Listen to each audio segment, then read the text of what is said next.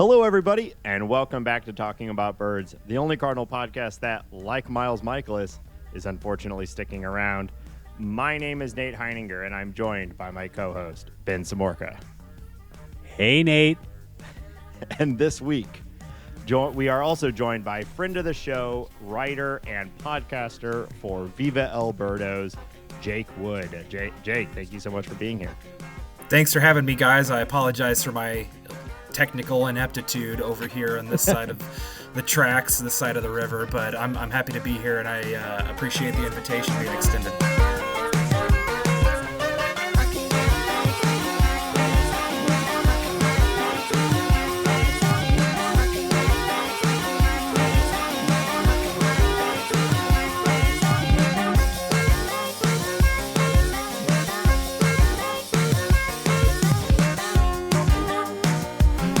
If you have an idea for the opening bit, text or leave us a voicemail at 848-48-BIRDS, or you can contribute like friend of the show C70 did with that opening bit on our Bird Scored on the Discord. It is the private Discord server that you get access to by joining our Patreon. Jake, again, thank you for being here. I'm sorry I'm going to waste a few minutes of your time as I go over a few bits of business with Hambone, and then we're going to get into we are on trade deadline eve because our recording schedule is not malleable, and even though it would have maybe made a lot more sense for us to record this episode tomorrow night, here we are, we're doing it tonight. But Hambone, you're about to travel once again for like the 100th time this year, to you and your lovely wife to come to our house and stay in it before we go back to the lake with our friends. I bought like 30 pounds of chicken this evening, and I had a Costco slice of pizza, which I know you always want to know when that happens. And I forgot to buy the beer that I was texting you about. So, Dude, that one's on you, though. that's the only thing that truly matters. So you say the Costco pizza thing. I'm all about that dog, baby. I got that dog in me because I've been eating them. Jake, are you a Costco food court guy? I've never been, but I would like to partake sometime. Wait. You've never been to Costco, or you've never been to the Costco Cafe? I've never been to Costco. They don't have them over here. Yeah. Well, yeah. We need to fix this. I think you can bring a guest with you. Isn't that how it works, Hambone? Yes, you can. You just need one person with a membership. That's okay. Yeah, you're constantly doing business meetings at the Costco Cafe. I know. Is it how like you Sam's operate. Club? I think it's Sam's Club, but better and less Walton-y. I mean, so obviously you have like whatever the quote unquote Costco boys, that do their thing. And so like, obviously it's talked about. Okay. They're like a YouTube sensation or whatever. It's a dad and a son. Yeah. Yeah. There you go. Ben knows what I'm talking about. I don't watch YouTube. I'm just killing your vibe, Jake. So if I think it's worth it. The pizza's good. I do like the hot dog, Hambone, but I feel like I carry it with me for a lot longer, if you get what I'm saying. It's a delicious dog, but it's a heavy dog. What do you mean? Well, if I may be gross, I feel like I get like hot dog burps, and I can taste it for like 8 hours after I've had it. Yeah, I think Red Bull burps are the ones that those stick with you. I don't know. I don't ever drink Red Bull. I get an once apple in a blue moon. Yeah. I get it. I know you're more of a white Monster guy. You like that Zero Cal Monster. It's been a long time since I've had one of those, but yes, that was my preferred drink of choice. Now I just prefer fresh drawn spring water. That's all I drink. Oh, I think when you live, I'm waking up early. I'm grinding all day. You just need wings every once in a while, man. I get my stick with the two buckets on each end, and I hoof it down to the local well. Oh, and I dip them deep in there, and I collect my water for the day. Okay. Is that up and downhill through snow? Yes. Okay. Absolutely. Uphill both ways. But you know what? It makes me feel alive. So, Jake, your last name is Wood. Is that why you're into baseball? No, but I did once have a coach say, "Hey, aluminum, give him the wood." So that was interesting. That's good. That's pretty good. That's pretty good. Yeah.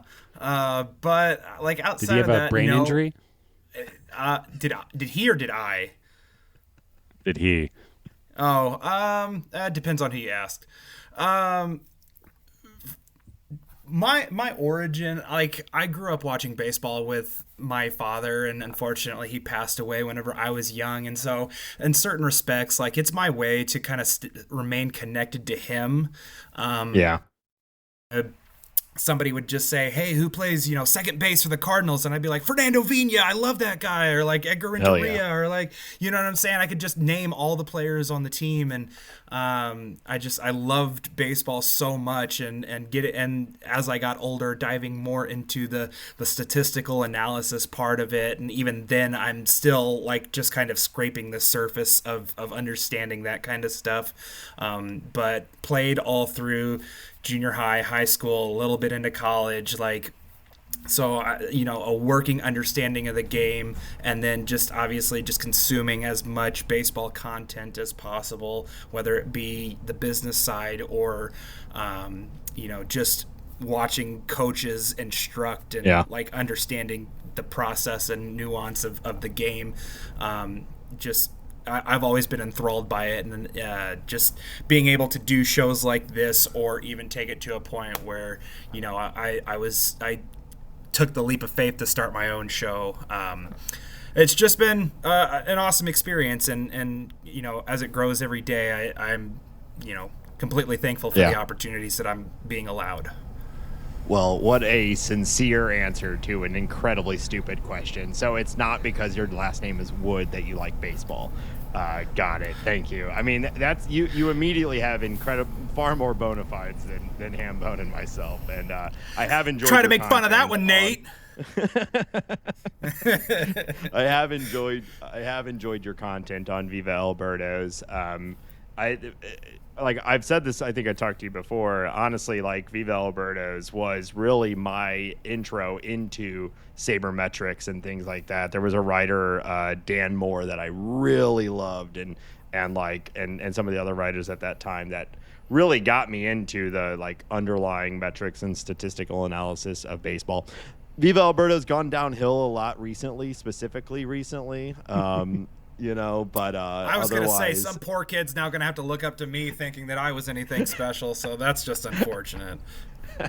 No, it's good stuff, and it's a cool website. I think an important one, especially in the context of like fan-driven stuff. It's been around for so long, so it's cool that you got yourself like right there in the heart of it. And your show gets guests like Robert Cerfolio and people like that, and our show gets guests like you. So I don't know what we're doing wrong and what you're doing so well. Would that just be big guest by like osmosis, or like you're just the transitive property. The guy who gets the guys is on our show. So, there you go. No, you guys got Nick Pollock a couple months ago, and like he was supposed to be on our show and will be eventually, but wasn't able to do that. So like you one-upped us there. That's fine. All right, I'll take it. That was a good show, and that show was what entirely changed both of our opinions on Andre Palante, and it has unfortunately turned out to be probably accurate. Nick's overall take on Palante was not shiny, whereas we've been all off season saying like this guy might be the next guy, and Nick has turned out to be unfortunately likely accurate. But let's get into what is actually happening right now in Cardinal Nation. Like I said before, it is trade deadline eve, and the Cardinals are sellers. We knew this last week. We know it for sure now after something has happened. But I guess to put this season, there was so much of it that we were saying the team is good. This is a good team. And then now here we are, July 30th. They're selling. Jake, what happened? Why are we here at this point from your perspective? Well, to put it plainly, we talked to Jeff Jones this week about that very topic. Like, everything was going so well, and all of a sudden, just boom, floor dropped out from underneath the team, and it really goes. It starts and stops with the starting pitching. Outside of Erick Fedde, like Miles Michaelis has had his bumps along the way. You mentioned Andre Palante. I saw a stat today from Bernie Miklasz saying that in July that Sonny Gray has an ERA of around like 7 or 8, and Matthew Liberatore has struggled through, or not necessarily struggled through, but he has not been the same pitcher that he was in the first couple months, and that's okay. Like, that's to be expected from a pitcher trying to grow into this new role as a starter, and obviously there's a larger demand on his body because of that. But it really does start with the starting pitching. And then when you look at the offense, I mean, obviously Lars Nootbaar and Nolan Gorman are two, I wouldn't necessarily call them impact pieces, but they're contributors. And so you lost two, everyday contributor bats in the middle of the lineup, on top of the fact that Nolan Arenado has completely gone off the cliff.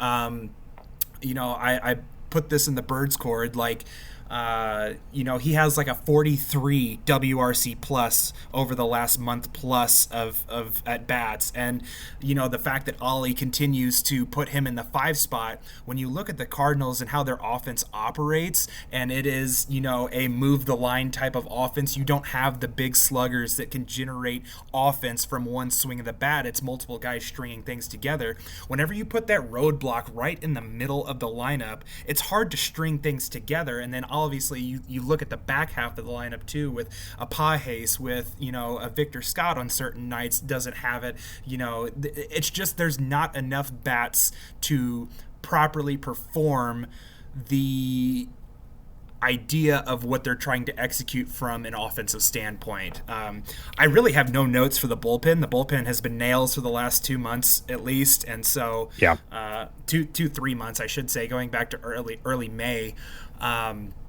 So for me, the starting pitching just completely fell off a cliff. Nolan Arenado fell off on a cliff. It's unfortunate because for 2 years in a row now we bought into a really hot, awesome May, and June and July just did not match the hype of May. So I'm starting to think that Major League Baseball should move the World Series to May so the Cardinals can have a chance. Hard to disagree. It's totally a side note, though. Do you see the rumor that baseball is considering moving the World Baseball Classic into mid-season? I did not see that rumor, and I think that would be a horrible decision, just like I think the idea of allowing baseball players to play in the Olympics. I don't understand. Okay, I'm about to go off on a side tangent here. I don't understand the point or the idea of baseball being in the Olympics. Like, I get representing your country, but isn't that what the World Baseball Classic was supposed to replace? And so don't the two seem redundant in a way? I don't understand necessarily like the appeal of having both. I don't know. Hambone, what are your thoughts on that? I think baseball Olympics is tight. But like soccer's in the Olympics. There are many sports that are in the Olympics. Skateboarding is in the Olympics. Snowboarding's in the Olympics. All the cool sports are starting to keep join. Them going. We got ping pong. We got that's tennis. Cool. Luge. Cool. Luge. That's a normal sport we watch all the time. No, I think it's good. Curling. I like the idea. Yes. I like the idea of a mid-season tournament that is the Olympics. I think that would be a blast. Also, you'd actually have high level of competition. I do think a lot of people would not play. But I have no real problem with that. And I think that the more times these guys are competing on a non-MLB level like that on primetime, I think it's great. So I disagree. More baseball, please. More international baseball. The the core of the idea, from my understanding, comes from inspiration from baseball being in the Olympics, that it's going to happen through the middle of the season. So if that can happen, then why can't the World Baseball Classic? I suspect you'll run into the exact same problem that World Baseball Classic in the spring encounters, which is no pitcher's going to want to go more than an inning or two. But I think the counterpoint to that will be at least the pitchers will be in mid-season form when they're doing that, rather than like this is another spring training warm-up game for me. But I don't know. I wonder how the Players Union would feel about that. I do think there's a lot of hurdles to it. And I would worry, I think, kind of like what Jake is saying, like, will we just, and I think you alluded to it too, Ben, like, will they just end up half the people that we want to see won't play because they'll see it as a chance to have a break or whatever. And, the World Baseball Classic will basically end up being like the minor leagues or, the minor league showcase, which could be fun, but different. I could see a scenario where they would allow like non 40-man rostered players to participate, but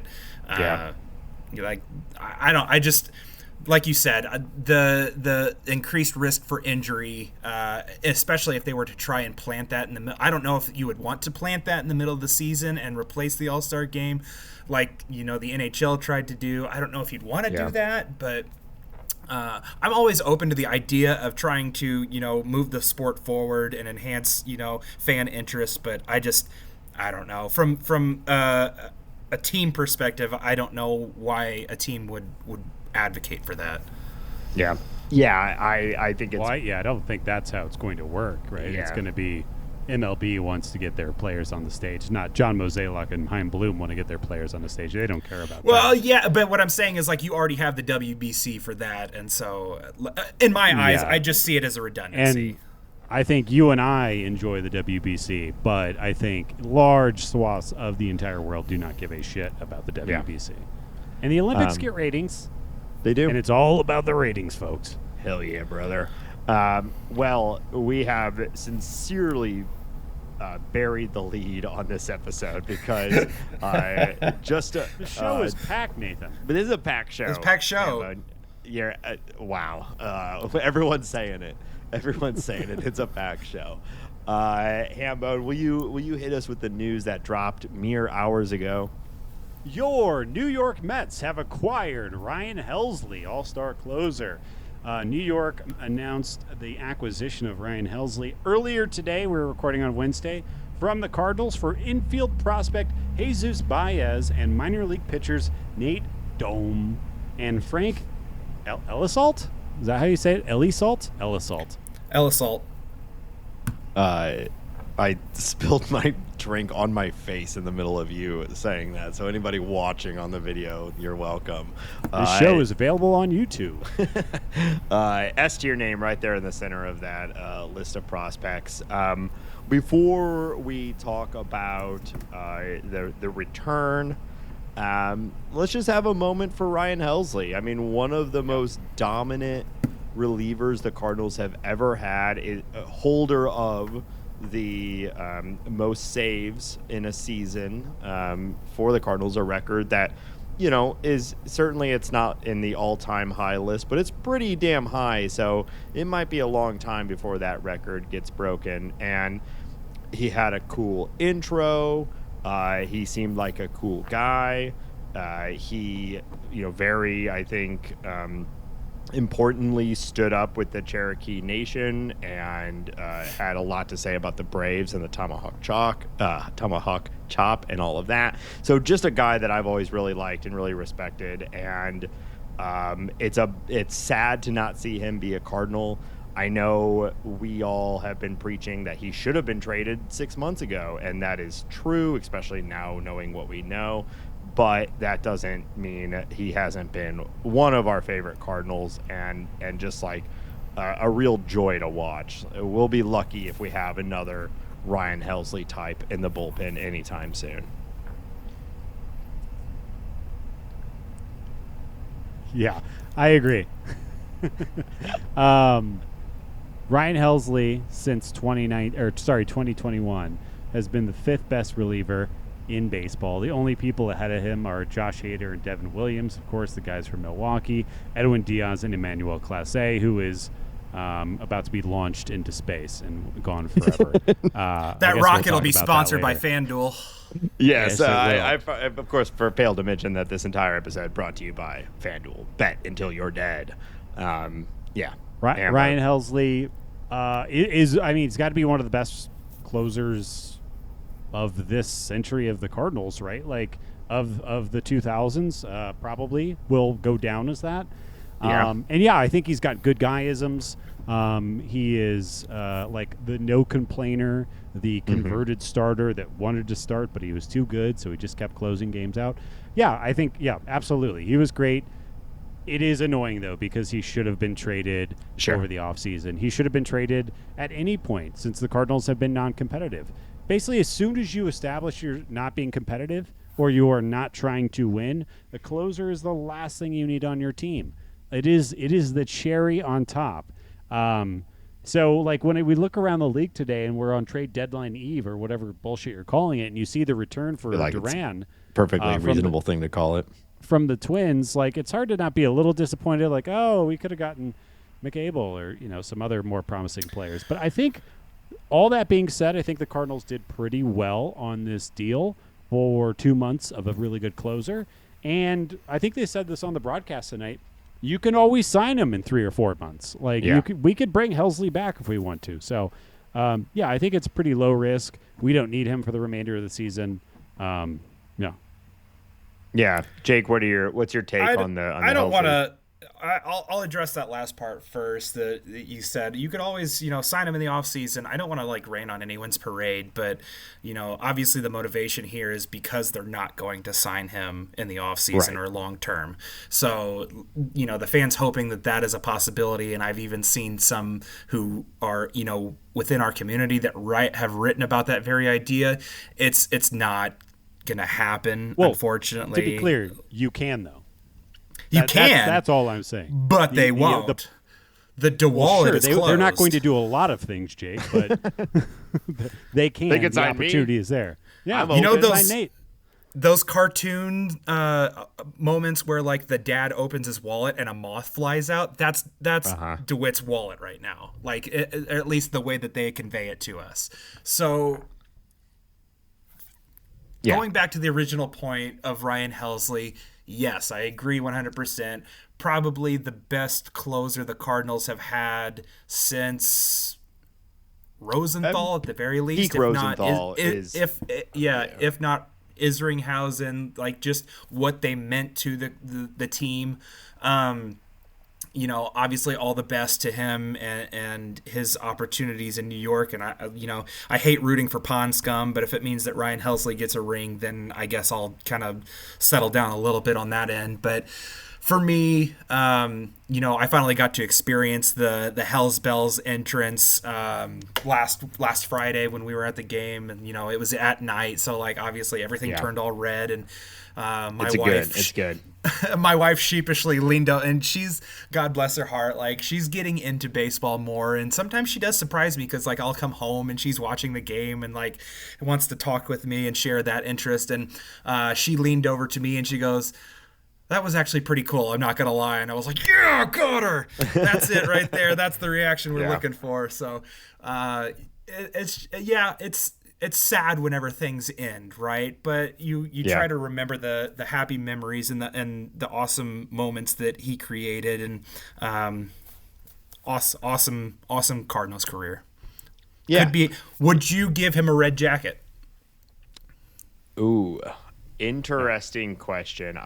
Ben just said no. I don't think so either. The unfortunate reality is that I think the legacy of Ryan Helsley is that was the closer during a period of mediocre Cardinal baseball, and so he doesn't have some of the other stuff to sort of back that you would want to go along with that. It would be the same sort of question of would Trevor Rosenthal or Yeah, or like Carlos Martinez or something like that. Like, burned really bright in a period where the Cardinals were pretty bad. And it's hard to see that as like a long-standing legacy. I don't know, Jake, what do you think? I don't know. That's why I threw it over to you guys, because I really now that's a podcaster. I could see the argument for the idea of like putting him in there is an obvious fan favorite element to it. He threw 100. He tied the franchise record in saves. Like I could imagine that he probably is amongst the team leaders all time in like strikeouts per 9. And so like, I'm sure you could certainly make the argument for why he could potentially find his way in there. I don't know enough sample. I haven't asked the question, so I don't know where the fan vote would fall in that. Yeah, it's not his fault, but I think this question would have a very different answer if he had a single deep playoff run as a St. Louis Cardinal where he was closing impact playoff games, because that just changed. Like, now he has those moments they can put on the screen of him closing out a big clinching playoff game or something like that. I know that's not needed for everybody, but like that for essentially a fan-based nomination system, like that's the sort of stuff that would push him over the edge. And he doesn't really have anything like that. And so I'd be surprised if he ultimately gets in. But definitely, like, from a worthiness standpoint, like, yeah, I don't see I wouldn't be like that guy, if he got in. But I'd be pretty surprised if he does. Just a thought. So, yeah. What do we think about the return? I think we all are realistic about this, that the market has evolved and this is 2 months of a reliever. Hambone, you listed off the names. We've only had a little bit of time since this was announced, but what's your takeaway from the prospects that we got? Yeah, they're young, which is good. They're prospects, so of course they're young, right? But the Jesus Baez, who is the highest ranked prospect that we received in the Mets system, he's an infielder. He was, according to Fangraphs, he is their overall 15th. I think MLB had him at their 9, which is nice. So, whoever you kind of want to put your weight on, or whoever you trust more. I like Logenhagen, but what do I know? I've never seen this guy play.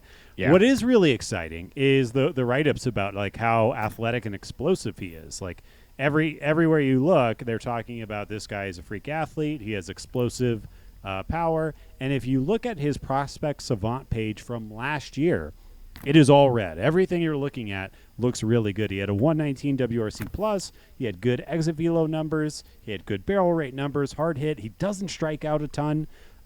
He's got like a lot of really exciting things. Like I said, there's just red all over this page. And he put these numbers up in between A and high A at 19 years old. He's 20 now.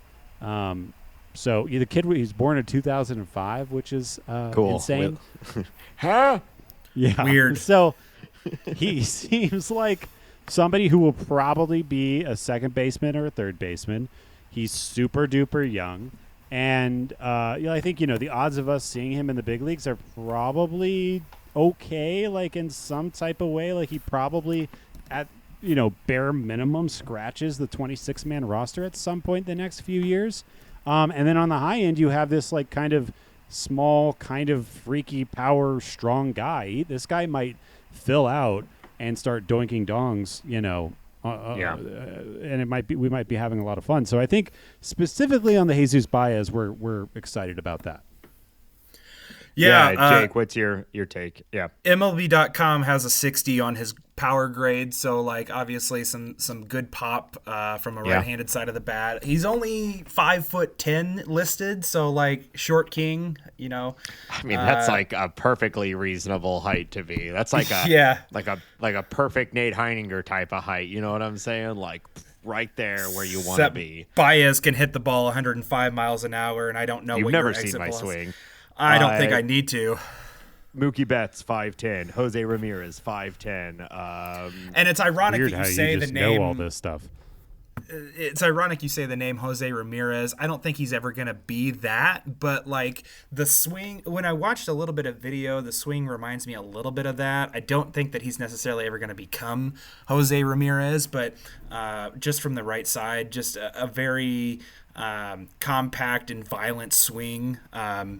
He did have a meniscus tear in his knee last year, and so there's obviously some injury concern going forward with that. But what player doesn't have something wrong with them at any point in their career? Has all the tools rated out as better than average or higher tools across the board. So more than likely is somebody that will stay on the dirt. I think he would ideally be best fit long term at third base. Kind of as we kind of map out the idea of the future of the infield with, potentially Baez at third, Wynn at short, Weatherholt at second, and then, maybe our boy Josh Cross gets his way into the footing at first base 2 or 3 years down the line. For me, I like the addition. I like the piece. I will be super interested to see what this new group in the minor leagues is able to do in terms of developing into a potential middle of the order bat. Yeah. I mean, that's the we're sad to see 2025 go this way. I think we're a positive podcast. We wanted to win, and for a little while it looked like it was maybe going to go that way, but it's not. So now we get the fun of dreaming on some new additions and seeing what the farm might look like. Tomorrow night we may have a very different perspective on the farm system and the future of the St. Louis Cardinals, and that's very exciting. And as someone who's very into prospects and whatnot, the good news is you'll have more hatchlings for your heroes. Yes. There's a man who knows his podcasts.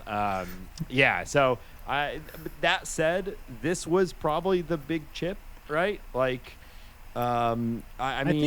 think Dome is he's high. He's old for his level. He bounced around colleges a little bit. He didn't go to a powerhouse.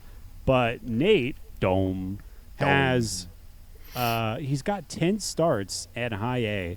He's rocking an 11.2 K per 9. His FIP is 3.19. He's a big guy. He's got a real fastball. I was looking at the slider metrics earlier. The slider metrics are kind of bad, but people don't hit it very hard. And there could be more things to come. So maybe this guy's going to be a relief pitcher. Maybe he sticks around at starter. But he's a big, hairy, right-handed guy that throws the ball hard. That's, we need more of that. We need guys who are striking out more than 11 per 9. And I'll take him. This guy, again, probably never see him. His elbow will probably explode or something like that. But it's another guy on the pile of guys, We love a pile of guys, don't we? And, hey, if you do want to see some Nate Dome, just check out the YouTube. Look at this guy. Look at this. Takes up half the screen. That's the Ben reaction that is making me laugh more than Nate's absurdity. I actually didn't hate it that bad. I didn't hate it. It was good, Nate. Thank you. But you laughing at it so much makes me hate it. I think I'm coming fully around. Come on. We're having a good time. This is Tab After Dark. We haven't said that. This is Tab After Dark. There's a reason why you can't see me right now. Yeah. All right, Nate Dome and Jake. What's the other piece in the return? Have you had any other take? Elisalt. Elisalt. I was gonna say, how do you pronounce his name again? I don't have a whole lot on Elisalt. Hear from just the report that you had posted in here. Good fastball, good slider, sits 94, 96, tops out 98.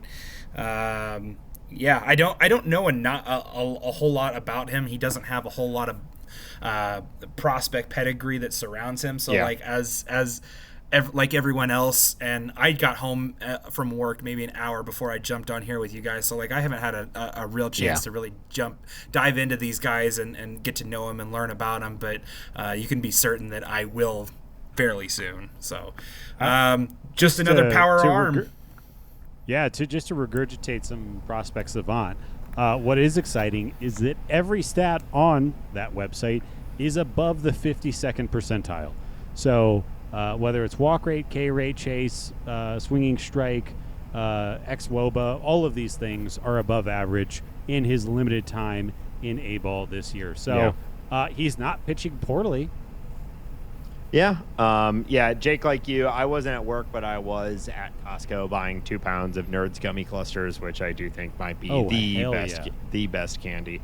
But yeah, I mean, this is all happening like right now, and I think all three of us are kind of keeping an eye on MLB trade rumors to see if anything else drops tonight. But I think, when you zoom out a little bit and you think about what they just traded, which is 2 months of, yes, an elite reliever, but 2 months of any reliever, like what are we talking here? It could be 10, 15 innings, like depending on how he's going to be a setup guy. He's obviously going to be behind Edwin Diaz, assuming Edwin Diaz stays healthy. This is an incredibly small amount of time. It makes sense for the Mets to do this. They're all in. So it's probably, I bet Mets fans are happy about this trade. I probably would be too if I was a Mets fan. I'd be happy about this trade. And anytime you do a 3-for-1, you're doing a 3-for-1 for 2 months of a reliever.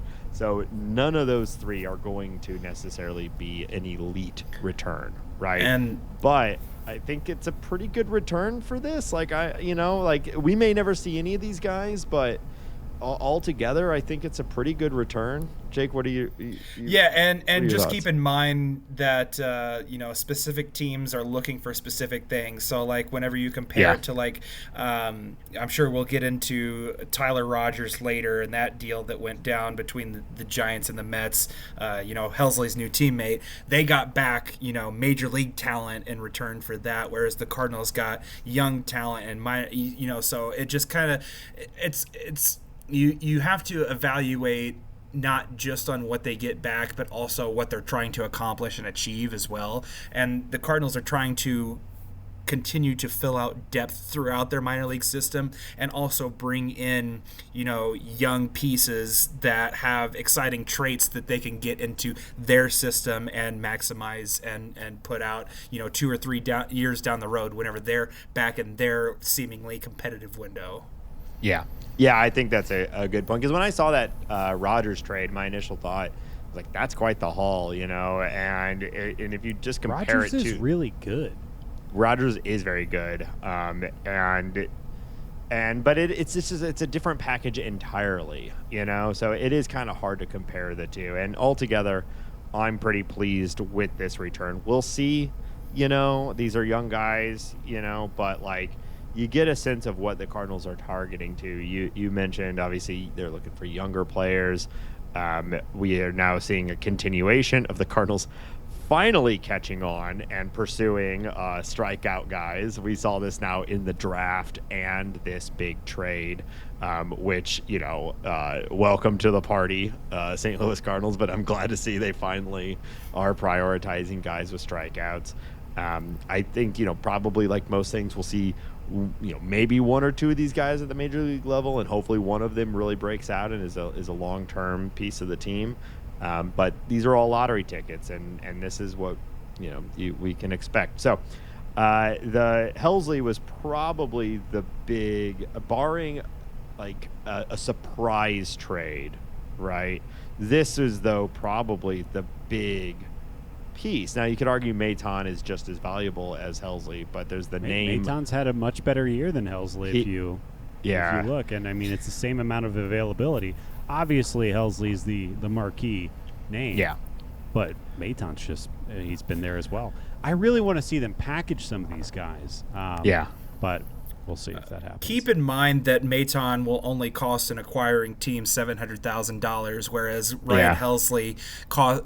Not that the money is a factor, but Ryan Helsley, I think, still had right around $4 million left on his contract for an acquiring team too. So every team can afford Phil Maton, and there are still plenty of bullpen needy teams in the league. So I do expect that Maton will fetch the Cardinals something interesting and fun as well.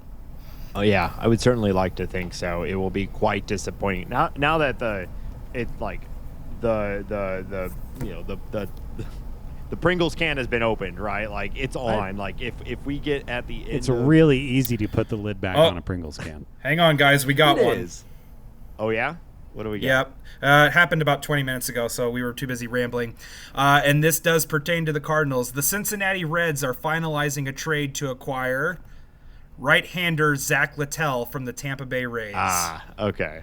All right. Not a Cardinal trade, but that's the Reds, they're kind of going for it, which is kind of fun. I think it makes sense for them to do that. Interesting. He's good. He's all right. They grabbed Ke'Bryan Hayes earlier in the day. Yeah, and so they shored up that left side of the infield for their really fun, exciting young pitching staff. A move towards, run prevention rather than go ahead, Ben. Oh, you said shored up that side of the field with Ke'Bryan Hayes, and I don't know if I agree with that. I also find that move confusing because, Ke'Bryan Hayes is arguably the best third baseman in baseball, which is great. Defensively. Yeah. Defensively. But the guy can't hit his way out of a Pringles can. So that's a callback. The two things from that perspective. One, that's kind of what I was alluding to, was just the defensive acumen at third base. He and Ellie on that left side, that's a lot of athleticism that will prop up a young pitching staff and hopefully help them get the most out of, a la what the Cardinals are able to do with Nolan Arenado at third base. They don't have, even though they have big swing and miss monsters in their rotation, they're okay if there is some contact induced as a result of the ball being put in play, and they'll be okay. Whereas Noel V. Marte, who's playing third base there, wasn't getting it done. Ellie is still having his growing pains at shortstop. You get, a top-tier third baseman defensively, and it helps your pitching staff from that perspective. Now, Sure. PNC, I think, plays pretty fair, if I'm not mistaken, but obviously going from playing 81 games in PNC to 81 at Great American Small Park, you can see how there could be an increase in production just from. He doesn't hit the ball in the air, though. It doesn't. He could be in the smallest stadium in baseball. He just doesn't get the ball in the air. Well, the other perspective that I would have on that is a new voice giving him a new direction and trying to rework his swing in a way.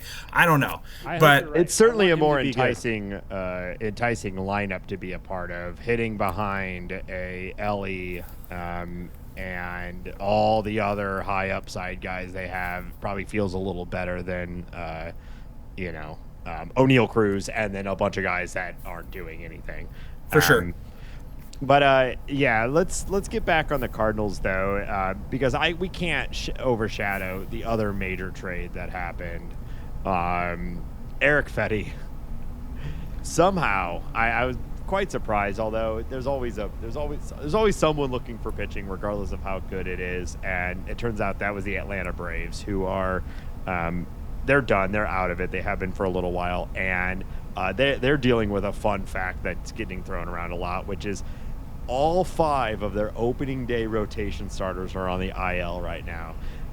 So they are out of it, and they are bargain bin hunting. They made a trade with the Cardinals for Erick Fedde for our favorite player, cash considerations. And they've also gone out and got Carlos Carrasco, I believe. So another guy that has had good stuff in the past but hasn't been really relevant for a while now. And they're just filling their rotation just to get to the end of the season. But that officially closes the book on the Erick Fedde era here in St. Louis. We kind of did an obit on Erick Fedde last week, so we don't need to go back over Erick Fedde as a Cardinal. But this does officially end it. He is now an Atlanta Brave and started 2 nights ago for them, I think. And let's not all be surprised when he fucking turns it around and does great for the Braves or something. I can't wait. I'm looking up the game log right now. Vinny Pasquantino said not in my house and took him deep, like as the third batter in the game. So he's no different than he was in St. Louis. Yeah. He only gave up 4 earned runs over 4 2/3 though. We would have taken that over. That's an improvement. That's an improvement. But moving on, so we already talked about. We know Maton. It'll be very disappointing if Maton is not traded. Mats is on the block. There's rumors of JoJo Romero being on the block, but the big question is, will it be anybody else? Will there be a single trade that is not one of our expiring contract guys? I think if you've listened to this show at all, you know Ben and I's opinion. Please, absolutely, just trade somebody at this point. Start to clear up the logjam a little bit. And that's sort of summarizing, I think, our opinion. But we're starting to get a little bit of a taste from the front office of what that might look like and what it might take. There was an article saying that Brendan Donovan they're receiving interest on Brendan Donovan, and it would take well Ben, you've got the quote here. Do you want to run us down on the Cardinals' take on trading Brendan Donovan? Yeah, this is from the Athletics' Katie Wu. Cardinals utility man Brendan Donovan is drawing trade interest from the Dodgers, Yankees, and multiple other teams. St. Louis is open to listening to offers, yet a deal may be on the less likely side since Donovan is arbitration controlled through 2027, and the Cardinals' asking price is sky high for the All-Star. As it should be, by the way. If you are going to trade Brendan Donovan in this weird year, you better be blown out of the water. And I don't know if that means like you're getting a major league starting pitcher back, if you're getting prospects you really like back, if you're plucking Dalton Rushing from the Dodgers, like what it looks like. But it's got to be a haul, and it has to be a offer you can't refuse. So that's everything. Then that makes sense to me. Dalton Rushing specifically, the Dodgers have apparently reported that they do not intend to move him. So they want to hold on to him.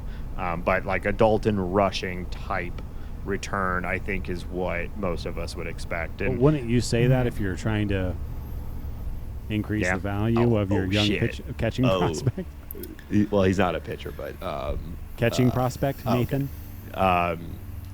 Sure. I honestly, I think that this take from the Cardinals is exactly right. I have been a proponent of trading Brendan Donovan, but it is with the assumption that they're getting a haul back. So I don't want them to trade him, but I think from a team construction standpoint, it makes a lot of sense. But it only makes a lot of sense if it also involves a return that basically reallocates the value that you get from Brendan Donovan into other parts of the league. It's not just a dump job. Jake, what are your thoughts on the report from Katie and this topic in general? Well, Nate, before I get started, I just wanted to say your hair looks fantastic tonight. So you're so sweet. I agree with Brendan Donovan. Yes. Jake, of course, was sitting beside me when I had that hair conversation with Brendan Donovan. The only question you asked the entire day was to Brendan Donovan about his hair care routine. I was inspired and mortified for Ben at the same time. Someone's got to be there to ask the real questions. You're out there asking. All on the talking about Bird's credit card too, didn't you, Nate? Yeah. By the way, we're gonna need to get a cash advance Hambone. I've been running that thing up on Nerds Clusters and Costco Pizza. Really gonna need someone to buy that Build-A-Wit tier, aren't we? Yeah. It's going down fast. This House of Cards is collapsing. Anyway, Jake, what are your thoughts? For as far as Brendan Donovan goes, you better get something back in return that is going to alter your franchise in a positive way. Now, I say that because, there are certain aspects to Brendan Donovan that, while the numbers are good, the accolades are getting better. Utility Gold Glove, he's now an All-Star. Like, he's going to start getting more expensive the further he goes into arbitration. Those are the things to understand, first of all. Beyond that, he is a growing clubhouse leader, and I know that fans sometimes get frustrated by that concept, but it really does matter when it comes to the the idea of building a team. And you need guys who facilitate, positive environments for guys to perform and grow in. And so, like, for him to be that and growing into that as well is a huge benefit to a team. Now, that doesn't necessarily negate the opportunity to get something that the Cardinals are lacking, i.e. a young starting pitcher with years of control. So where you guys were talking about, in tongue-in-cheek given, Dalton Rushing, I would have my eyes peeled wide open to Jeff Jones throughout the name Emmett Sheehan. And in my eyes, I'm looking more at like a River Ryan. Two guys that you could fit into the Cardinals rotation day one and immediately have, the best stuff of the group. Like, you're getting something that you don't have and that you have an extreme need for. And anything short of that, like if we're talking about this, obviously we shouldn't be, but if the return were similar to like what they just got for Ryan Helsley, that doesn't make any sense. You're making yourself intentionally worse that way. But if you're getting something good that makes you better for the now and the future, I'm open to the idea of what that could look like. Yeah, I think we're all in alignment here, and I think the most likely thing is that it doesn't happen. That's a hard trade to pull off. And you always value your own players more than you value someone else's players, right? So like the Dodgers probably don't care that much about the clubhouse side of it. They're strictly looking at the offensive and defensive capabilities and things like that. So.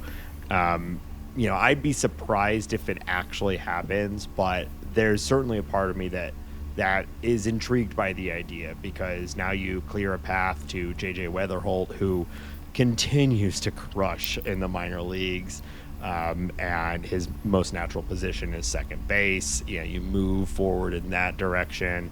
It just makes a lot of sense, and I think we have to be realistic and ask ourselves the question, are the Cardinals competitive in the next 2 years? With the absolute depth or lack of depth at the starting rotation, like without major expenditure from the DeWitts to go out and buy really good starting pitching, which is always a volatile decision, it's going to take a little while. I mean, I know we're all high on Doyle, but he's not going to be ready until next year, late next year at the earliest probably. Quinn Matthews has been okay. Tink Hence is hurt again. Like there's not like a cavalry rider on the corner here to make the Cardinals good next year, and so it kind of makes sense to trade him too, because he's only got 2 years of service left, and he's at his probably peak value right now, barring a major power surge next year that increases his value even more. So I don't know. I would hate to see it. Him and I are personal friends. We share hair care tips and things like that. But I think he makes the most sense to trade. But I'd be surprised if it happens. Yeah, for sure. Yeah. All right, Hambone, any other thoughts on the deadline? Anything else you want to talk about before we talk a little bit about the actual state of play over the last week? I think it's important to note that Sonny Gray has reiterated that he will not waive his no-trade clause. And it feels like the 80th time we've talked about this, but apparently conversations between the Astros and the Cardinals and Nolan Arenado have picked up again, but I don't think that's going to happen either. That seems extremely unlikely. And why would you trade for Nolan Arenado right now? Yeah. I mean, I was going to say the same thing. As Jake expressed earlier, he has significantly struggling at the plate right now, and there's only so much a defensive specialist value will return, and he's also $30-something million a year. So what team is like, ooh, give me that,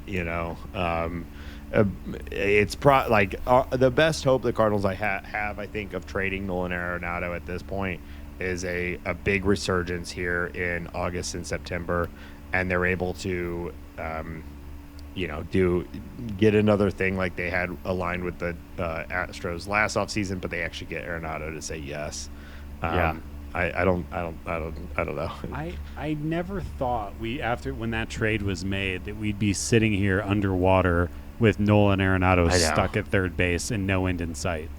It's one of the biggest bummers of this era of St. Louis Cardinals, because another reason that the Cardinals are in this position is that Nolan Arenado has fallen off the cliff, right? It's like it's one and the same, because if Arenado was a middle of the order bat with this offense, it might have been a pretty good. The whole year could look different. If he was a 2 or 3 WAR player, the team would look different. If he was a league average bat, the team would look different. It's a huge bummer. And I mean, his trajectory was first ballot Hall of Fame, and that's starting to come into question. If he can't age through his mid and late 30s without some degree of league averageness hitting, like, that's going to start to come into question even, which seems insane because he was like one of those dudes where like he could retire at 30 and probably be in the Hall of Fame, I think he needs to go full swing change. I think he needs to sell out for power. I think he needs to start striking out twice as much. I think the only thing that's going to save this is a dramatic change in how he is, like his approach and everything. And I don't know if he's going to do that because he's stubborn as shit. So maybe an 84 WRC plus will be the thing that makes you look in the mirror. Yeah, and that's just there because of the pretty good or average first 2 months of the season, right? 84 is the average. I think it's important to state that, if anyone was worried, Miles Michaelis has also stated that he will reject any trades, which I did anyone ask him, or did he come in hey, just so everyone knows? You're in the clubhouse, you're asking Arenado, Michaelis is standing there, and it's polite to, check in. He says, yeah, me too. But why would he, honestly? Just ride him, cowboy, The Braves could use him. Nightmare cannot end soon enough. I'm waiting for the extension announcement. Oh, don't even put that into the universe, Nate. One last bit of bummer news before we talk a little bit over the last week. Tekoah Roby, who was having a pretty good season at minor league level, has had Tommy John surgery. So there is no such thing as a pitching prospect. So we will see him in 2027, end of 2026. Sure. And we'll all still be here, right? Yeah. Things are only getting better. How about 2028? Right. Yeah. Whenever the lockout ends. Yeah, right. All right. So as we talk right now, the Cardinals are 55-50. Well, have they lost? They lost. Yep. Okay, so they got shut out again. Yeah, so they're now 500. They are in 4th place, and 10 something back from the Central. It's done. It is what it is. They have won 4 games since the break. Jake, what do you want to see from the Cardinals in the next 2 months? Before we get to that, we got another deal. Look at this. And it pertains to the Houston Astros, and they are acquiring an infielder, Ramon Urias from the Baltimore Orioles. Oh, that's interesting. Source confirms. He had former Cardinal Ramon Urias. Yeah. One of those guys like farmhand who just suddenly breaks out with another team. I think he was a Rule 5 pick, if I remember correctly. Or maybe a minor league signing. Either way. Okay. That's kind of fun. All right, so Jake, what do you? Now we're in full. 2026 is the future, is what's in sight. 2026 and beyond. What do you want to see the Cardinals do, and what do you want to see from them in the next 2 months? So what I wanted in 2025 will lead into 2026. I wanted clarity, right? I want to know what these guys are that the Cardinals are trying to give the opportunities to see what they are. And so I think we pretty well have an idea of what most of these guys are at this point. And so now in 2026, I want to see them build on what they've established this year, right? I want to see them taking steps forward. I want to see the growth and the opportunities continue to expand and then start to further nuance their game to the point where they're winning games in even more different ways than they were this season. So it's kind of a big picture idea, but from a philosophical standpoint, I want them to, okay, you earned the job, right? Now take it and continue to run with it. Mm-hmm.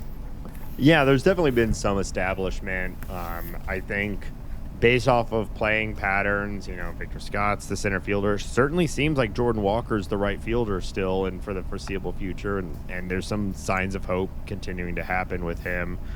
Hambone, what are you wanting to see over the next 2 months or so? I want to see Jose Fermin start. I want to see Sajasi start. I want to see Ivan Herrera hitting. I guess I'm going to watch Alec Burleson in the outfield and batting against lefties if he's not traded. I guess I just want to see all the things that are potential weaknesses or only shown flashes. I don't love our catching situation, which is probably no surprise. Because there's not enough catchers. That's your problem. There's not enough catchers. But I think Pages is a backup catcher. I think he's a good defensive backup catcher. Pozo, we kind of talked about this last week. Like, should he be starting more? I don't know. He's 28 years old. He's probably not part of this team's future. His hitting profile was kind of always like more of a joke than anything. Like, that never works. See Williams Astudillo. Like, it's really, it's impossible to make that work. The square-shaped human who never strikes out and somehow like singles everyone to death. That doesn't work. It could, but it hasn't yet. I mean, Alejandro Kirk is kind of doing it. Yeah, he hits. I guess Pozo. We've seen the power in Pozo. Yeah. Kirk surprises you because every once in a while there's like a week where he hits like 4 home runs, right? It doesn't surprise me. Well, but you know what I mean. Like, I'm kidding. He like his offense flatlines and then he just mashes for a week and his whole season looks different after that week. Yeah, I think I think I just want to kind of see like some of those guys who don't have a ton of at bats this year, give Jose Fermin a couple of weeks of starts. Like, is this guy a part of your team or is he not? Like, well, he has been up and down for so many years. Sajasi seems like there's nothing more for him to learn at AAA. Get him at bats in the big leagues and find him a spot for next year. Something I would like to hear both of your opinions on is, should Ivan Herrera, if this season is done, and I believe he should still be a catcher, does it make sense to have him playing in the outfield and taking outfield starts away from a real outfielder or somebody else who you think should be getting starts? Or does the flexibility just inherently valuable? We know Ivan Herrera can play left field. My take on it is that they really don't want him to be a catcher long term, and they're already now like, where can we stick him? They decided this was over a week ago, right? Well, so I think they decided it was over for this year a week ago, but it was reported tonight during the broadcast that he is going to get back to catching when the off season. Yeah, I guess that's so I missed that report. My take on it had been assuming that he was just done catching, and so now they're trying to find another position for him. If this is just a stopgap to get his bat in the lineup, then I do question the value of doing it right now. Because we don't even care about winning games anymore. So what's the point? And I'd rather see, I don't know, I guess Burley out there, sure. or whoever, right? And Newt's going to be back soon. Yeah. Burley is a +1 outs above average in both corners of the outfield. He can play the outfield. Fine. That's kind of what I mean, though. I know we've had a lot of fun laughing it's about not him in the outfield. sexy. It's not super fun to watch. It's kind of entertaining from the sense of like you're waiting for him to fall down so Ben can laugh at him. But from the perspective of like performance, like statistically, he's rating out as slightly above average or average. So like he can technically play the outfield in a capable capacity. He could do far worse, and he's the type of guy who, when he plays out there, you're like, was that a great play or was that a normal play that he made look really difficult? I don't know. I think it's more the latter than the former. But what I mean, though, when I mentioned him and playing in the outfield is that he's still young enough that I think there's still room for growth, right? And to Jake's point, he hasn't been horrible out there. Maybe there's still growth there that he can get to consistently league average in the outfield. And now all of a sudden you've got a guy who mashes against righties, plays an average outfield, and it's at least a piece that makes more sense than a platoon DH, because that's been my problem with Burleson, is that it doesn't make sense on a non-competitive team. But an outfielder who's average and hits like that, it starts to make more sense as a long-term asset. And Ollie said that whenever he was on KMOX on Tuesday, that he flatly told him, look, you're not going to play unless you can be capable in the outfield. To your point, Nate, is like, there's no sense in carrying a strong side platoon DH bat. Like, that doesn't make any sense. And I think we've seen that he is more than capable of being an above average first baseman, but you have, Wilson Contreras there at first base, who's playing like one of the best defenders in the league at first base. Stop me if you saw that coming April 1st or March 23rd or whenever we started the season. Like, from the perspective that, like, just finding a way to get his bat in the lineup, speaking of both Burleson and Herrera, I think that's really ideally what they're looking at. And Ollie also talked about on KMOX on Tuesday was they're one of the worst teams in baseball in terms of production from the right side in their outfield in all of baseball. And so if they are able to convert Ivan Herrera to an everyday or at least a semi-regular outfielder as well, and tending to increase that flexibility to also give other players the opportunity to rotate through that DH spot and keep his bat in the lineup. They're just more trying to optimally optimize the optimization of this lineup. Now you're speaking our like. Now it makes sense, and everything else he said was gibberish until that last few words. I don't know what more to say about Burleson. I guess, like, I just think putting more non-outfielders in the outfield is a bad idea, and I mean that with Burleson and Ivan Herrera. Yeah, and when you also add in the fact that almost certainly 2026 starting rotation is going to be the opposite of what we're used to, which is it's all going to be children and then Sonny Gray. Having a very strong defensive outfield would be quite nice to have when you're about to be throwing, probably trying to develop starters at the major league level. But maybe they'll trade him and this will all get solved. I don't know. I think he makes a lot of sense for a competing team, so maybe someone will go and get him. The other thing to consider is that he has that safety net and Victor Scott out there who, what's the saying? Like 2/3 of the world is covered by water. The other third is covered by Victor Scott. And like you saw that routine classic fly out. That routine fly out to left field where Herrera, the only play of the game where he had, and Victor Scott essentially was like literally right behind him as soon as he caught it. And so, like, if anything had gone wrong, Victor was right there to catch it. And so it starts to make me wonder the necessity of having corner outfielders and just having Victor Scott, and then also having like 6 infielders at one time. That's smart. I mean, I've been saying it's time for baseball to change, so I think maybe you're on to something. All right, we got to keep moving on. We're gonna, this is gonna be like a 3-hour episode, but this will be out on Thursday. We'll see. We'll have a lot more answers about the direction of the Cardinals after this trade deadline. I am personally hoping there's something up their sleeves that none of us saw coming, and there's a big move made tomorrow. But I still think the most likely outcome is that it's just the bullpen guys are traded. Any other last thoughts on the Cardinals and the trade deadline before we move on? Nope. All right. We're going to talk about the upcoming series. Cardinals have some tough games coming up. We're going to talk about some of the other trades, and I'm going to pit these two against each other in a little game.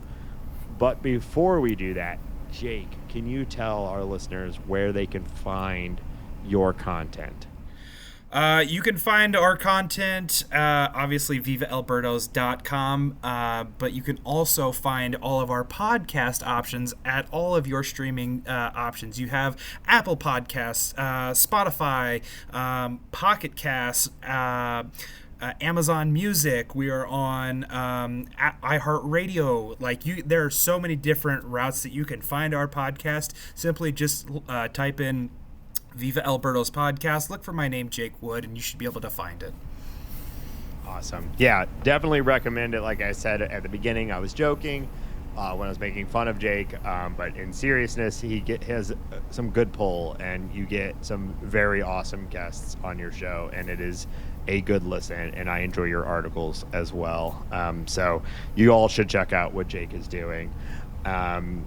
If you want to support this show, you know that this show is supported on Patreon, patreon.com/talkingaboutbirds. You can be a patron just like Rob, frequent contributor and now patron. Rob, thank you so much for joining the Patreon. We really, really appreciate it. Patrons of any level get access to our private Discord server. It's like a private chat room. It's called the Bird Squad. We're all in there. Jake's in there. Jake's like our man on the beat. There's always, if there's any news that's dropped, Jake's dropping it in the Bird Squad, finding out about it there first, which is really helpful for those of us who have ditched most social media. We know Jake is an addict, and he's in there looking at everything all the time. I sift through the garbage for you to pick out the necessary pieces. It honestly is helpful, and I appreciate it, Jake, and it is good for, I think it's where I think a lot of it's a good community, and there's a lot of awesome people in there, and it's a good conversation, a way to actually talk to other Cardinal fans and listeners to the show. If you want to support the show in other ways, you could leave us a review on your favorite podcast platform. That really helps us. And you could also tell your friends and tell your family. Maybe a difficult time to talk about the Cardinals with your casual fan friends and family, but always a good time to plug a place for them to hear a little bit more about the team. So, Hambone, where can people find us online otherwise? Yeah, we are on all the socials at Talk About Birds or Talking About Birds, Blue Sky, Instagram, TikTok. You can listen to this show on Spotify. You can watch this show on YouTube. Nate, look at me. Look at me.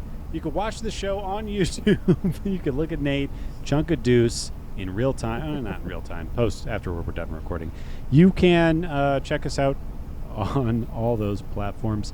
You can find any information about the podcast or T-shirts or whatever you want to find at talkingaboutbirds.com. You can email us at talkaboutbirds@gmail.com.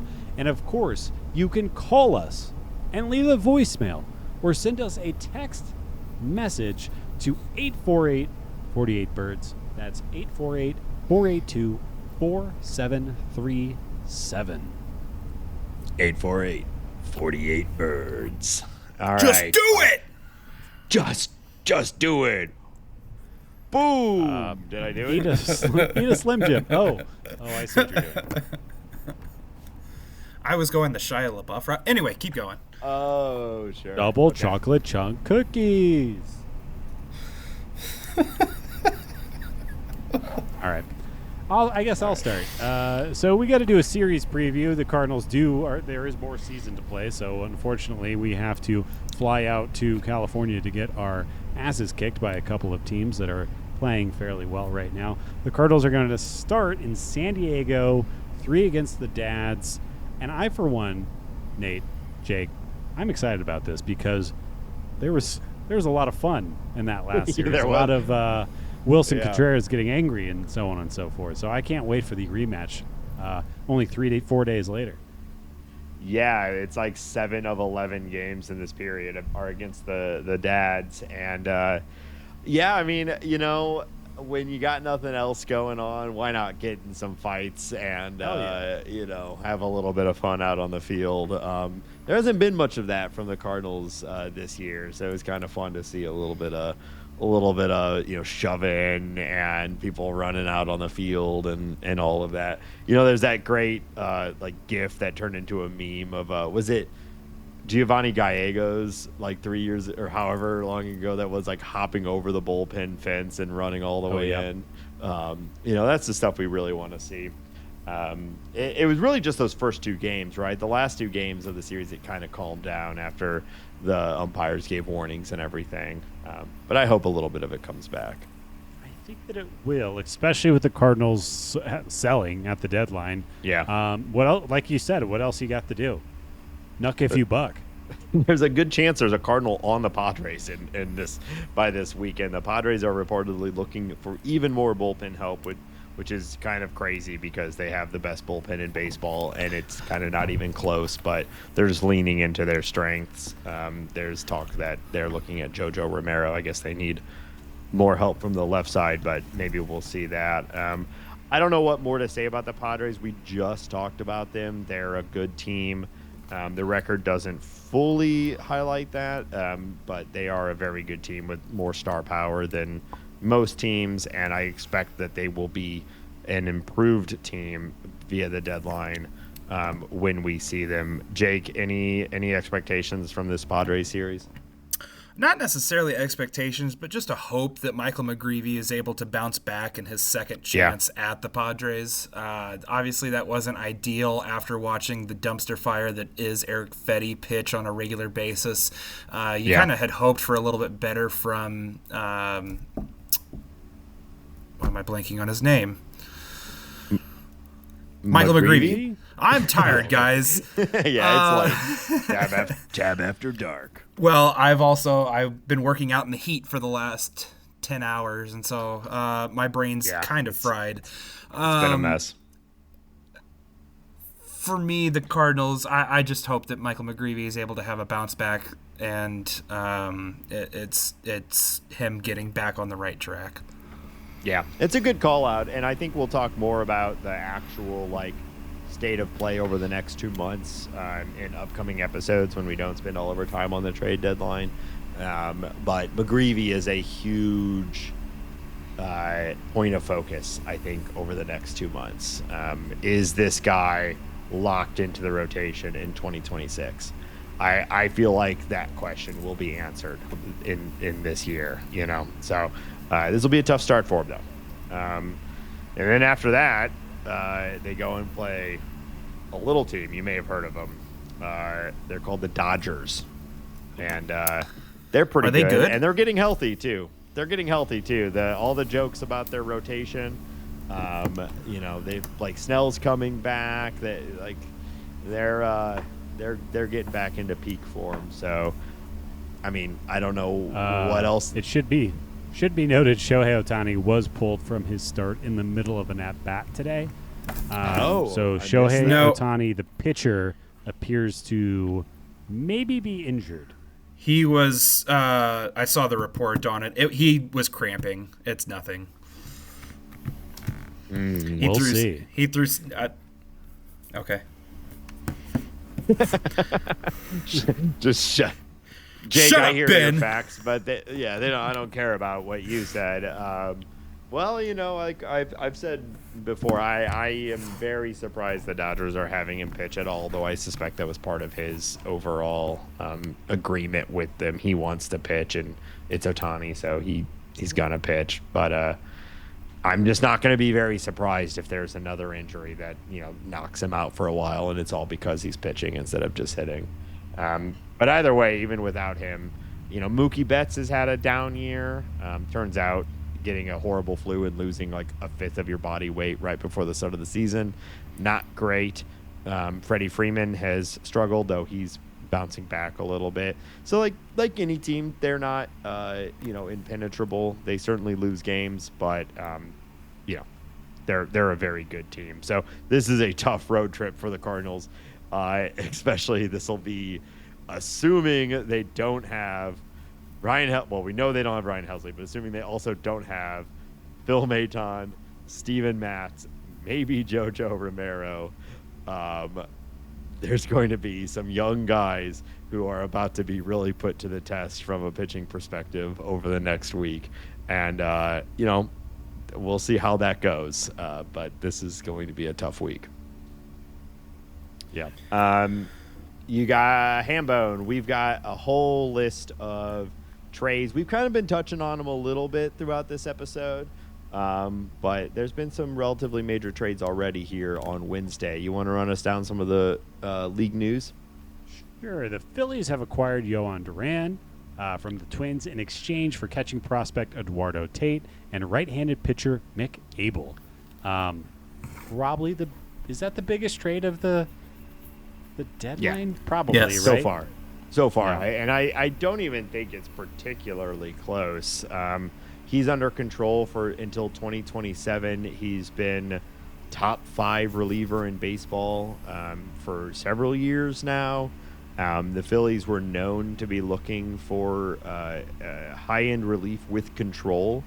And you really, it's hard to argue you could do any better than Duran with that set of expectations and who would on a team that would actually move him. To your point earlier in the episode, Hambone, imagine if the Cardinals had made a firm decision in 2023, knowing that the Cardinals that they're not going to be competitive in 2024, and traded Helsley. This is what that might have looked like. Mick Abel, he's had some struggles at the major league level, but he's a very young guy, projectable, expected to be very good. The Phillies have pretty insane pitching depth where they're trading him, and they still have 2 guys ahead of him on their depth chart. And Eduardo Tate is a high-end prospect in his own right. So quite a haul for a reliever, but Duran is about as elite as they come, and the Phillies just got a lot scarier. So it's a pretty cool trade, though. It's kind of fun. I think it makes a lot of sense for the Twins. And I also think it makes a lot of sense for the Phillies. So it's a pretty good trade, I think. It's like classic Dave Dombrowski late season, kind of shove your chips in type move. I mean, this is kind of like Schwarber's going to leave probably, right? I guess I don't imagine they'd bring back Schwarber. I think their catcher, Real Muto, is maybe on his final year of his contract. The Phillies might look very different here very soon. So I like the fact that they're pushing in like this right now. And again, this is what they should be doing. They have World Series aspirations, but very fun. I agree.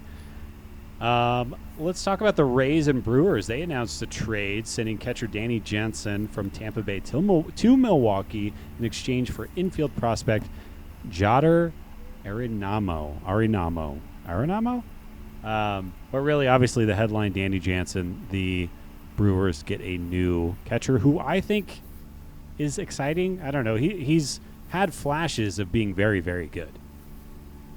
Yeah, and they have Contreras, who's arguably the best overall package at the catching position in baseball. But this year, it's been a rough year. Yeah, it's been a rough year. He did hit 2 home runs today, so maybe he got inspired. Jansen is breathing down his neck, but it's a good depth play, and nice to have some backup in case something is actually wrong with Contreras.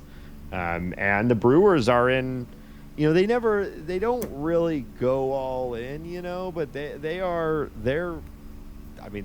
in it, and they're adding on, and I don't think this will be their last move. I think they're going to continue to add on. Jake, what's your take on this one? Yeah, so from what I know, that the Brewers wanted to get a backup catcher, so they accomplished that in Danny Jansen. They're also looking for a bat that they could potentially plug in relatively like ever so often at first base, left field, DH type. A name to watch there is like Ryan O'Hearn is somebody they've had some interest in.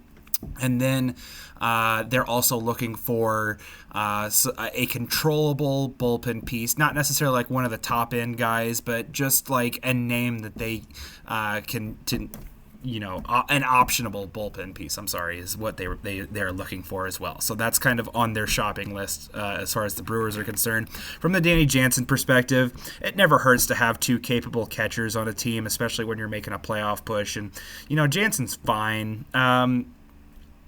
The Brewers seem to do it every year, and they've stolen the Cardinals' devil magic, and I want it back. Yes, and that's why we're sending Jake north, and he's going to go and recollect that devil magic. I have family in Wisconsin. The only way to get it. Yeah. There you go. Okay, Plus I love we already cheese. talked about Tyler Rogers. We talked about Ryan Hayes. There's been a bunch of other trades. I don't know if any other trades. We talked about Zach Littell, Michael Soroka. Yeah, there's going to be a ton more trades that come in. I don't know. If I forgot to talk about the Soroka one. Yeah, that just came through. I thought you brought that up. Am I losing my mind? We're all really tired. Yeah. Tab after dark, falling apart. Ambo, let's hit these last 2 points you got here set up. I think one is actually important and one is awesome. Okay. So this was making the rounds this week, and I loved it. But apparently, Rob Manfred has been going around to clubhouses to meet with players and talk about the future of baseball and things like that. When a salary cap was brought up in the Phillies locker room, Bryce Harper stood up and apparently told Rob Manfred to go fuck himself or something similar to that. Get the fuck out of here. And I think it was Rob Manfred basically said no, which I was kind of impressed because Bryce Harper would probably scare me if he did that to me. So good for Rob Manfred. But obviously, I think it's kind of cool seeing Harper stand up for what he believes is right. I do think that, probably a better way to go about this. And if he's going to be taking like more of a role in the players union, like maybe this is not a great way to handle, negotiations, but for us to talk about, it's very fun. Now, in any movement, you've got activists and you've got politicians, right? You need someone who can stand there and say "fuck off," Rob Manfred, and then you let the people who are actually in the business of negotiation handle that. But you need a Bryce Harper standing up and telling him to fuck off. I think it's great. Individual opinions on salary caps, things like that's a whole other discussion. But I really like a star of the game telling the commissioner to fuck off. I appreciate the boldness, even if I don't have a strong opinion yet on the stand. Racing towards that lockout, gentlemen. Just treat it like any type of teenager would. Just no cap, bro. That's it. Yeah, right. Scream at Rob Manfred. That's it. Hell yeah. All right, to switch the tone a little bit, also wanted to call out that Ryan Sandberg has passed away at the age of 65 after a battle with cancer. Looking at his numbers post his passing, inarguably one of the best second basemen of all time, one of the best Cubs of all time. Apparently a chill-ass dude. Obviously, I'm too young to have really watched him play or know much about like his game really in any real way, but a good baseball card to look at, and obviously very young. Yeah, this is there's like Ryan Sandberg is someone that it's just the stupid shit of rivalry, where you're just like, oh, I'm never gonna like really care about him. He was a Cub, but the reality is across the board, just a totally revered guy for everything on and off the field, and the numbers obviously speak for themselves. And fuck cancer. Seemed like an awesome dude. So it sucks. Way too young. Yeah. So who was it? Chris Ranji on KMOX likened him to like the Cubs version of Ozzie Smith from the '80s, an absolutely beloved figure within the team, and just the heart and soul of that group. It's hard to find words to say the right thing when it comes to situations like this, but obviously, like you mentioned, it's hard to say, forget him. He was a Cub, because really good players make rivalries better, right? Rivalries are always more interesting and intriguing whenever there are good players on both sides, elite level players on both sides. And like you said, Ryne Sandberg was no exception to that rule. An absolute elite player, an elite person off the field as well. Nobody has a bad word to say about him.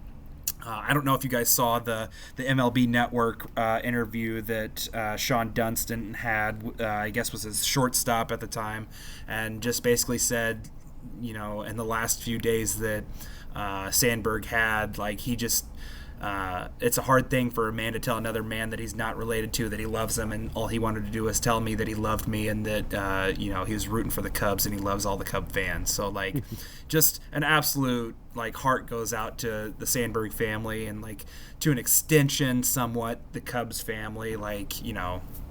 Sorry about your loss.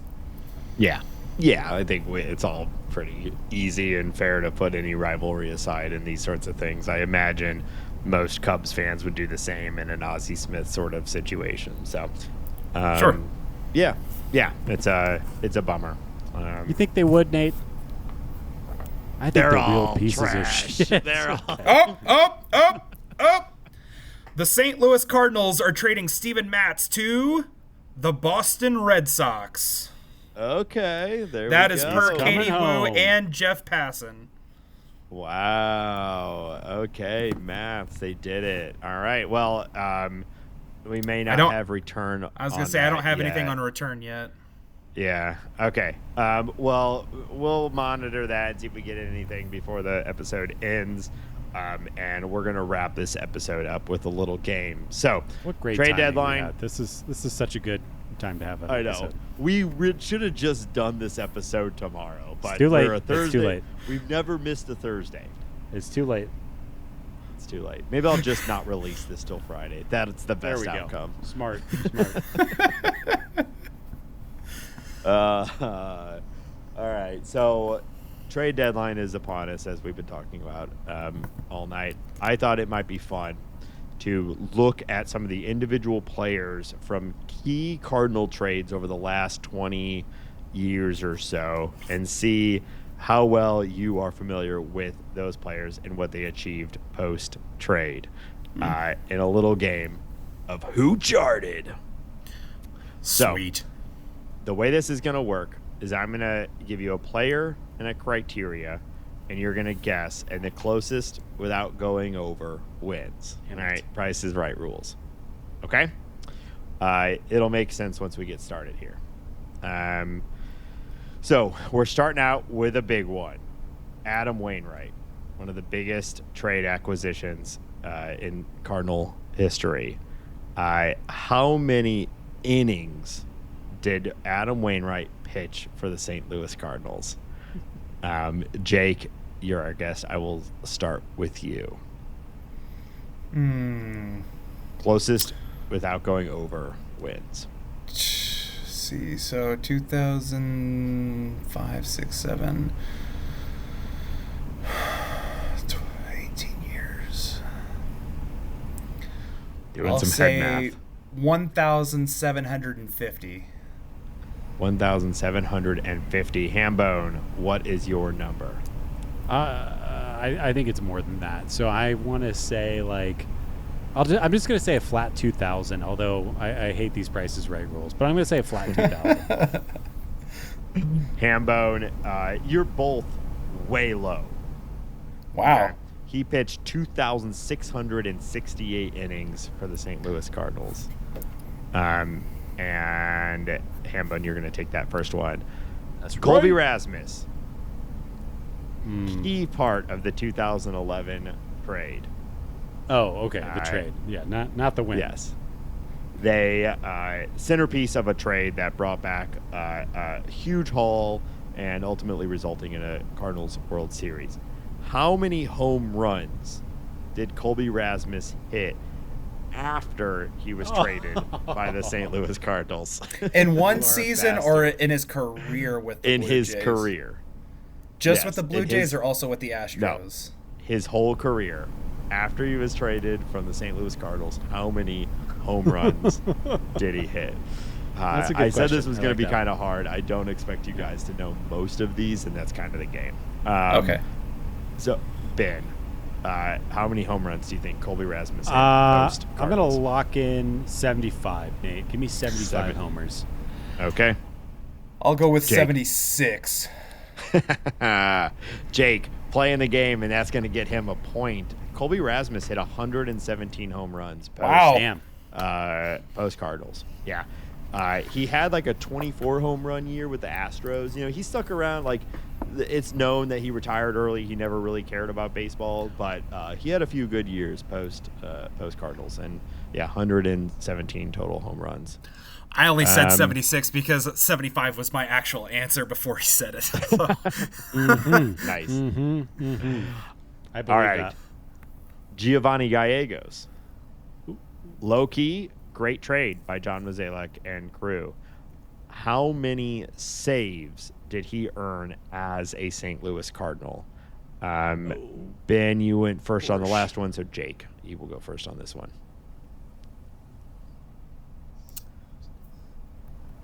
63 saves. 63 saves. All right. Hambone. That's like right around where I was. But I am going to say $1, Bob. See, now you're playing, and Hambone, you're going to take it because, Jake, you were way high. He had 43 saves. I also would have thought it was higher than 43. He wasn't actually closing that much, though. He was just a really good reliever. He's a really good setup, man. Yeah. So, I think he operated like as the closer only like for a few half-season periods, Right. I think he got like 14 or maybe 17 in one season was his most. I thought it was 19, but whatever. Might have been. Ben, you are winning 2-1. Yes. I've got 4 more. Shit. All right. Everyone's favorite trade, Randy Arozarena. How many total combined home runs plus stolen bases has he had post St. Louis Cardinals? Jake, you went first. Hambone, you a known power speed guy, right? So, he's like, I think he just I don't want to give too much away, but I believe he just had his 5th 2020 season in a row. And I looked at his stat line earlier today, so I should just have that. I do know that he's like clockwork. It's like, it's not like 25, 23. It's like 20, 20, 20, like every year. It's right there. So I'm going to say combined is your what you need? Combined. Yes. I'm going to say he's combined for, well, I'll just go, oh shit. Well, Jake's he's gonna snake me like a little Jake the Snake. Damn it. Okay, so I have to be bold when guessing. Okay, I will be bold, Nate. Watch me be bold. Yeah, I can hear it. I'm going to say 260, Nate. 260. All right, Jake. I'm going to go Jake? 230. Oh. 230. This is where the Price is Right rules is really going to bite you, Jake, just like a snake. Oh, God, I went 1 over. Almost. The combined was 228. So, Jake, Gosh, you were dang 2 it. over. No points are awarded in this one, but honorary point to Jake. Hambone, you're right. He just hit 5 seasons in a row of 2020 at the big league level, and I guess has chipped in 28 somewhere along the line on top of that. All right, Adolis Garcia. These two are always kind of paired together, right? A Rosarina and Adolis is like 2 rough trades in that era. What is his total F/WAR since leaving the Cardinals? Ben, you went first on that one, so Jake, you will go first on this one. Oh boy, F/WAR. These are impossible. 17.9. 17.9. Okay. So I was going to say 19 before Jake said anything, so I'm just going to say 18. You motherfucker. 18. Once again, you both are high. He has 10 F/WAR since leaving the Cardinals. All right, I know. It was a good trade. It was a good trade. Yeah. Yeah, right. Yeah. Actually, it wasn't even a trade, right? Yeah. It was cash considerations. I looked it up earlier. So cash considerations has put up 12, 15 WAR at least, I think, since that trade. But yeah, it's the tricky thing with these guys that are, high power speed, but don't do much else. I've got the return. Okay. The St. Louis Cardinals are receiving first baseman Blaze Jordan from the Boston Red Sox in the deal for Steven Matz. Interesting. That is the funniest prospect to get back. Yeah. Yeah. So, okay, I this is all off the top of the Nate Dome here, but Blaze Jordan was a relatively top prospect 2 or 3 years ago. He's a first base only guy. He's been first base from day one. I believe he's been playing third base, Nate. Has he? Okay, well, then so. Shows what I know. But he was... he's a bat first prospect, I think is maybe the way to look at it. And he's been pretty rough, except for this year. He's been really bouncing back. He's been regaining some of that prospect pedigree. So I don't know if the Cardinals need. Also, he's famous for hitting 500-foot home runs when he was 13 years old. That's the real headline. Yeah. And let's not forget where he's coming from, Boston, who's taking over next year. Yeah, so maybe there's some connection there. That's kind of fun. I mean, I wouldn't have expected to get for half a season, for 2 months of Matz. I wouldn't have Steven expected Matz, to get like a power upside prospect like that. I don't know. Just it's kind of fun. Yeah, I guess what I mean to say is I wasn't expecting to get a prospect that I know the name of. That's good. Yeah, good point. So okay. And his name is Blaze. I mean, that's just that's two guys named Blaze in the organization now. All right, I got two more for you guys. John Lackey. Remember that? Yep. I was there. How many innings did John Lackey pitch as a St. Louis Cardinal? Ben, you are first.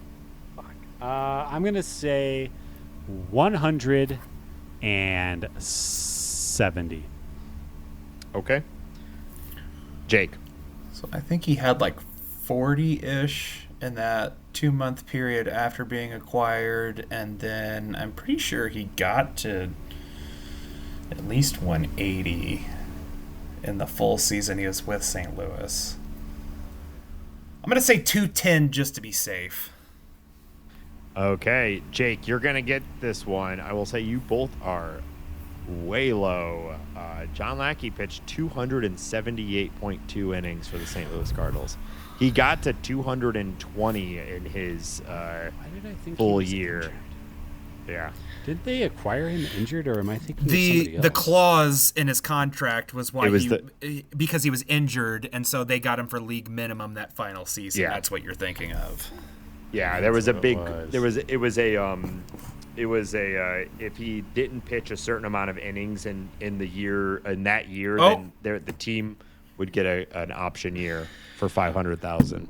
Baseball is awake at midnight. The Seattle Mariners are in agreement on a deal to acquire third baseman Eugenio Suarez from the Arizona Diamondbacks. Wow, good for the. That's the kind of guy the Mariners need. a guy that's going to hit a home run in any ballpark, and not a team that was rumored to maybe be in on Arenado, though we all think that's not going to happen. Good for the Mariners. The Mariners are apparently going all in this year, and I like it. They should. So, all right, last one for you guys. Are we tied 2-2? Yes. My competitive juices are waking me up. Yeah. That's why I'm starting to think about this now. It all comes down to this one. You meant for it to be this way, yeah. Jim Edmonds. Jimmy Ballgame. How many walks did he have after he was acquired? yeah. What's his favorite Something pizza pie? Stupid. Yeah. Costco. Boom. All right. What is his weighted average WRC plus as a St. Louis Cardinal? Get the fuck out of here.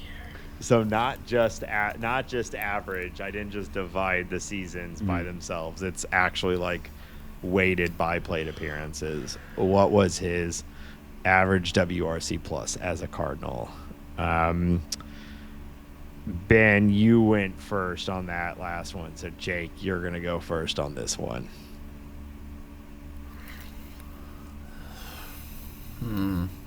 I have a feeling that the MV3 season is going to prop that one up, especially in the average range, because it's an average of what he did over his time.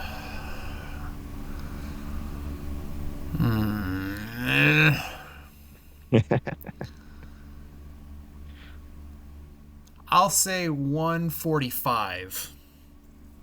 Okay. 145. Hambo. Damn. I was going to say 140. There were some lean years there.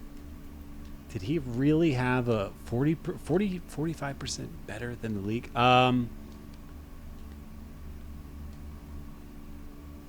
That's so hard. If he did that, man, why is he not in the Hall of Fame? The fact that we're even having this conversation. I'm going to say 100.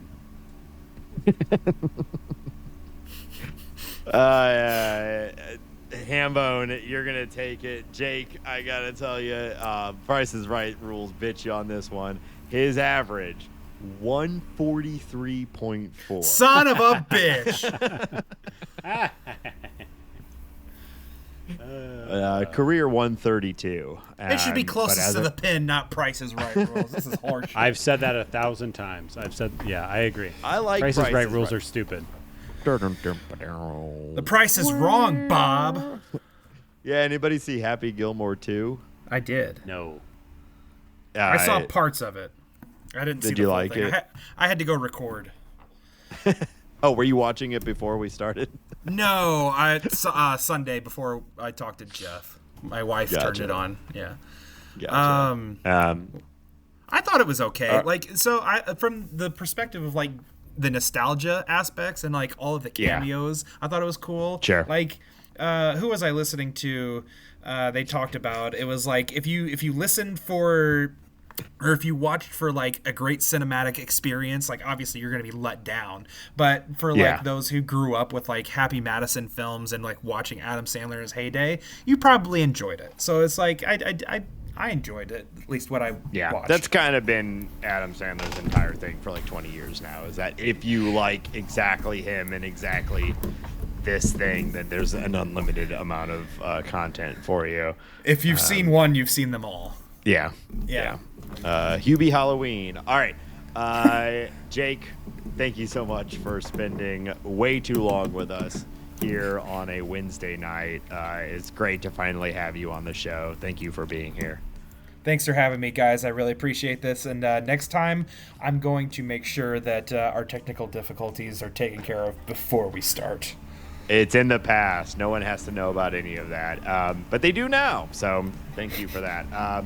But yeah, we will be back next week with more coverage of the trade deadline. We at least got 2 of the deals in on this episode. That's kind of cool.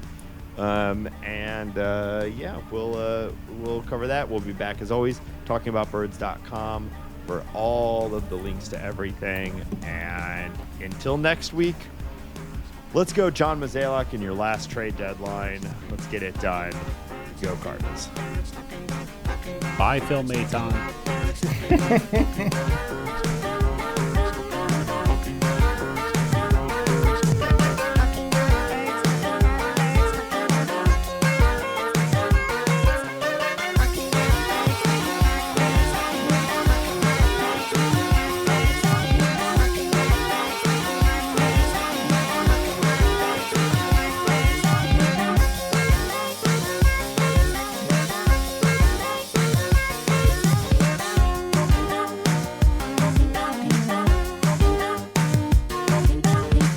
Walking out.